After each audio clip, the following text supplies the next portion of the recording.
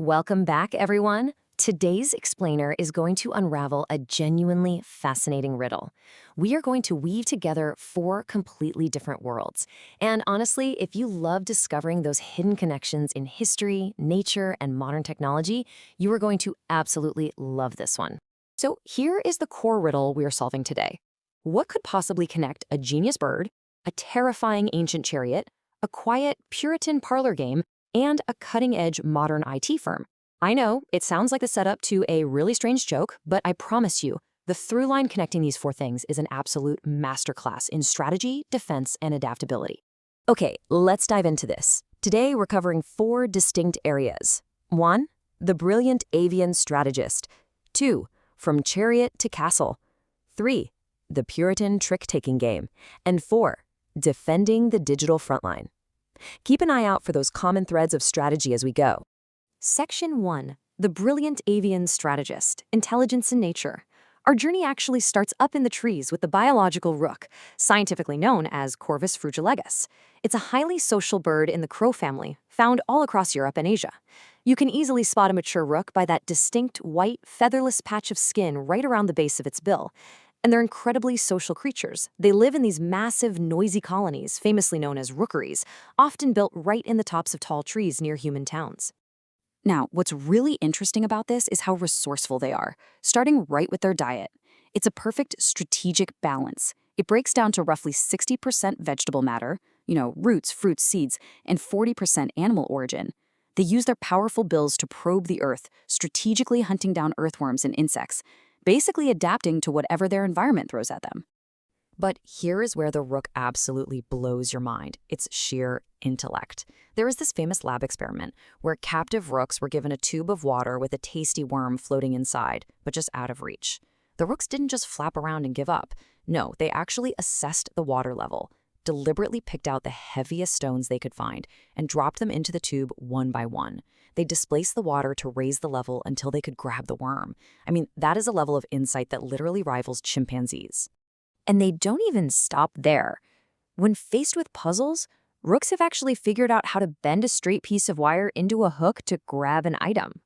Studies show they understand gravity and support relations on par with a 6-month-old human baby. They even do teamwork. They coordinate with other rooks to pull strings on a puzzle box at the exact same time to get a reward. They are, for sure, nature's tiny feathered tacticians. Section 2. From chariot to castle, mastering the board. So, from a master of natural problem solving, we're going to perfectly transition to a master of human strategy. We're moving from the treetops to the chessboard, focusing on a piece that just completely dominates through uncompromising power: the rook. The history of this piece's name is wild. In the ancient Persian game of shatranj, it was called the rook, which translated to a heavily armored war chariot. Just imagine a mobile fortress full of archers causing chaos on the battlefield. But as the game migrated to Europe, the word rook sounded a lot like the Italian word rocca, which means fortress. So visually, it morphed into the castle tower we know today. And the translations globally are fascinating. In Chinese Shangji, it's still called a chariot, but in Hindi, it translates to the elephant. But honestly, regardless of what you call it, the rook is a total powerhouse. In chess, it's classified as a major or heavy piece, and it's valued at roughly 5 pawns. That makes it stronger than a knight or a bishop.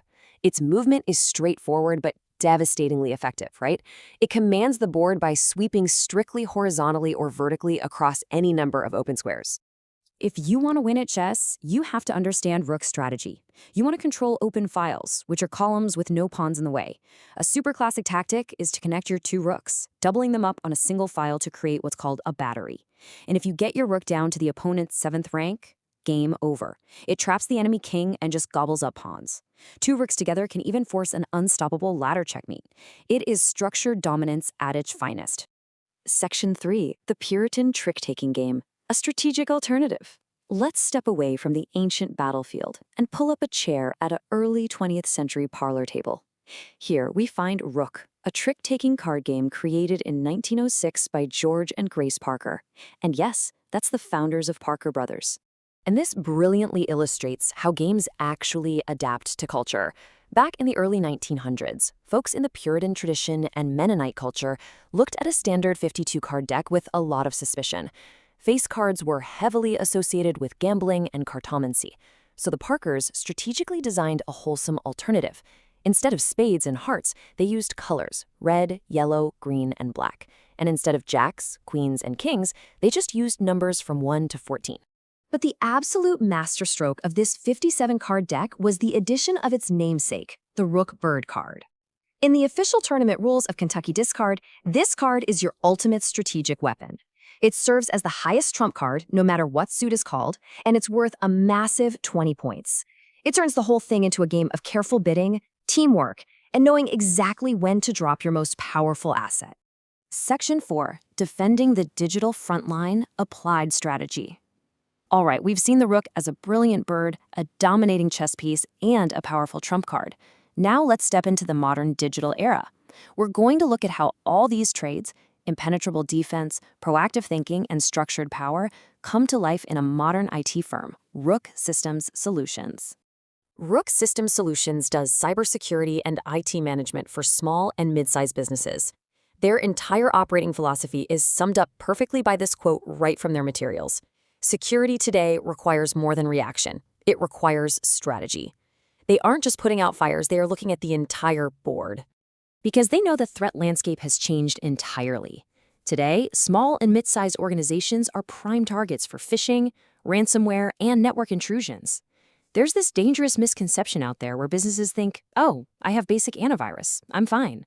But the reality? Modern cyber threats are layered, they're persistent, and they're constantly evolving to exploit weak points. So the crucial point here is the difference in methodology. A lot of IT providers still use this outdated, reactive break-fix model. Wait for a server to crash, then try to fix it. But Rook Systems Solutions operates proactively. Like a chess grandmaster, they're anticipating moves before they happen.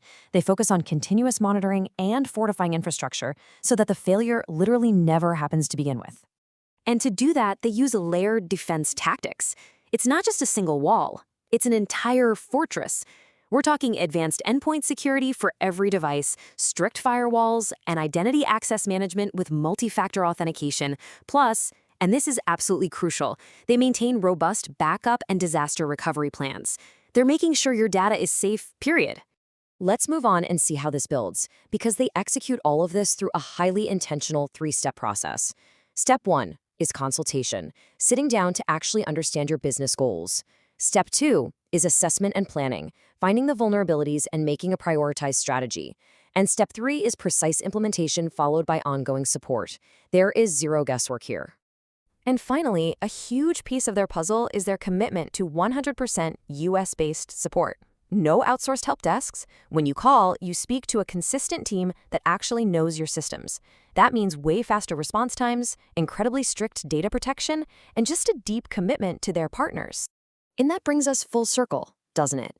From a bird crafting tools for complex puzzles, to a chess piece methodically dominating the board, to a card game built as a strategic alternative, right down to an IT firm defending the digital frontline with proactive, layered security. The spirit of the Rook is always about intelligence, structure, and impenetrable defense. So as you look at your own life or your own business, I'll leave you with this. In a world of constant threats and shifting boards, is your strategy as smart as the Rook?